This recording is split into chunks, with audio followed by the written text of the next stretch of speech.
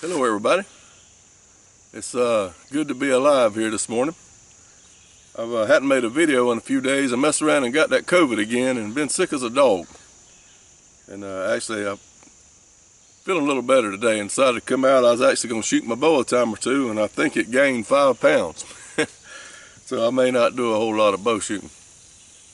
So, but anyway, today what we want to talk about today, and this is another part on our guide to hunting with a longbow in the South, and we kind of let's recap real quick.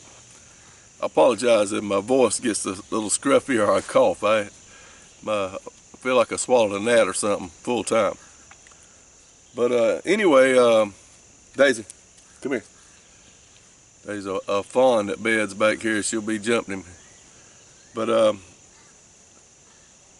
anyway, to recap what we've done, we've got our bows and all set up. We learning to shoot. We got the right arrow, and so you know we got to be thinking about broadheads. And I'll go ahead and tell you right now, there's where you put a broadhead is far more important than what kind of broadhead you hunt with. I shoot low poundage, and so I shoot not a big broadhead because I don't shoot a lot of pounds to push it, but I do shoot a lot of arrow weight, and so I think that allows me, it gives me confidence to shoot a little bigger broadhead than most people would with the poundage I shoot. But I would tell you that especially if you're a beginner, there are a lot of good broadheads out there that are sharp, and you can spend a whole lot of money on broadheads, or you can spend less.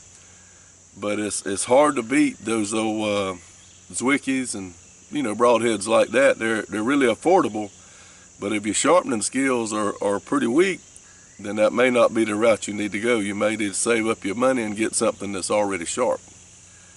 And you could look through Three Rivers catalog or see what Big Jim has. But there's basically, I've pretty much settled on 3 broadheads that I use a lot these days. And I guess one of my most favorite broadheads they don't make anymore, and it was really easy to sharpen, and that was the old Magnus 1 classic broadhead. It's 1.5 inches wide, and the sun is jumping right there on us, ain't it? Kind of like the way the good Lord did that. He made it shine right down on me. He always has things shining on me. The blessings always. We'll try to get out of that a little bit. How about this? Let's do this like this. I know it's crazy moving like that, but this is real life stuff. But anyway, I like that Magnus Classic. It's a 2-blade, which gives you penetration, but it's wide, 1.5 inches, and it'd put some blood on the ground. And it's extremely easy to sharpen. But like I said, they don't make those anymore. But a broadhead that has kind of the same, I don't know, I can't say it's the same steel, but it's as easy to sharpen as the Magnus is the Ace. You can buy the Ace standard broadheads, and my buddy James shoots those a lot. And in the past I've taken deer with them. You can buy 6 of them pretty cheap, and they're really easy to sharpen. They're glue-on heads. And if you're shooting, if you're shooting carbon arrows, then you've probably already tuned up with a particular arrow, point weight. So you'll have to find, and I'm sure you'll be able to find a broadhead that works that's in the point weight that you are tuned with. But people make choosing a broadhead much too big a deal, much bigger than it truly is. Now granted, if you're going elk hunting or Cape buffalo or something crazy like that, you better, there's some specialty broadheads you probably need to be looking towards. But just down here hunting in the South, hunting deer and hogs, like I said, there's 3 broadheads that I really lean on a lot, and I've used that Simmons Tiger Shark for a long time. And I do apologize for all this moving I'm doing. But that sun's busting through there. It's a beautiful morning. Excuse me. It can be a pain to sharpen if you're a beginner, but there's a lot of info online about how to sharpen one, and it really don't take that much. You just got to pay attention. But that's a good broadhead, a Simmons Tiger Shark. And I also use the Zwicky No Mercy broadhead, single bevel. And there again, it's a little tough to sharpen, but you can get it plenty sharp.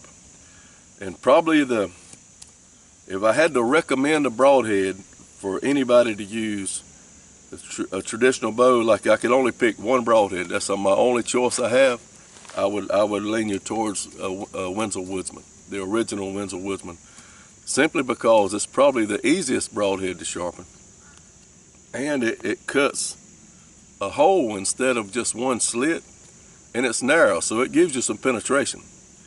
And I got a video, I think, on my deal about how to sharpen one. But you sharpen two blades at once, and I can do it with a file and a piece of leather, and I can make it shave you. And I mean, plenty sharp enough. And so I would, you know, there's a whole bunch of broadheads to choose from, and you can get those Wenzel Woodsmans, and you can get the screw-on versions, which are a little bit more costly, but worth the money, and in different weight ranges to whatever point you're tuned up to with your arrow.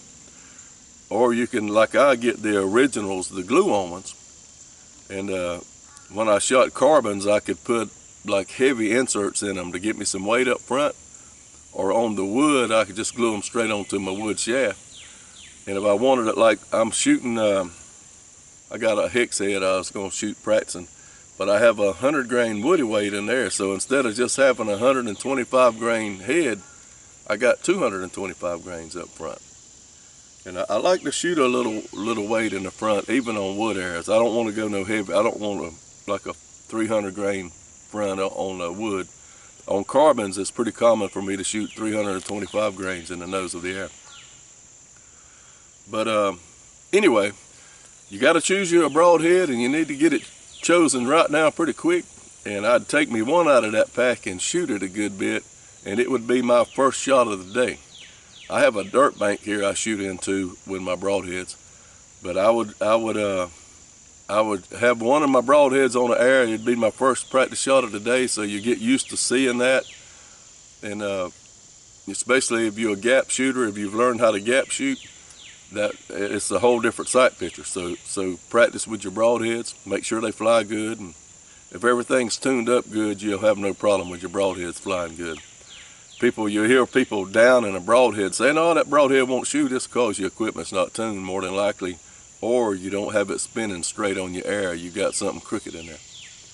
So there you go. That's just a quick talk about your broadheads. It's time to go ahead and get one picked. Go ahead and learn how to sharpen it.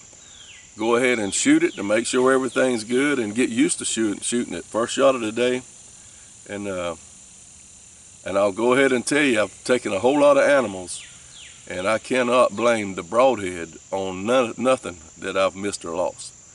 Shot placement is everything, no matter what broadhead you choose. You're not going to find a magical broadhead that you can just nick him somewhere and find him. You got to put it through the lungs. So work on your accuracy, and pick your broadhead out, because it ain't going to be long before we're going to be in the woods after them. Thank y'all for watching my videos. Y'all keep the good Lord first, and count your blessings. Count your blessings. We got plenty of them. I'll see you on the next one.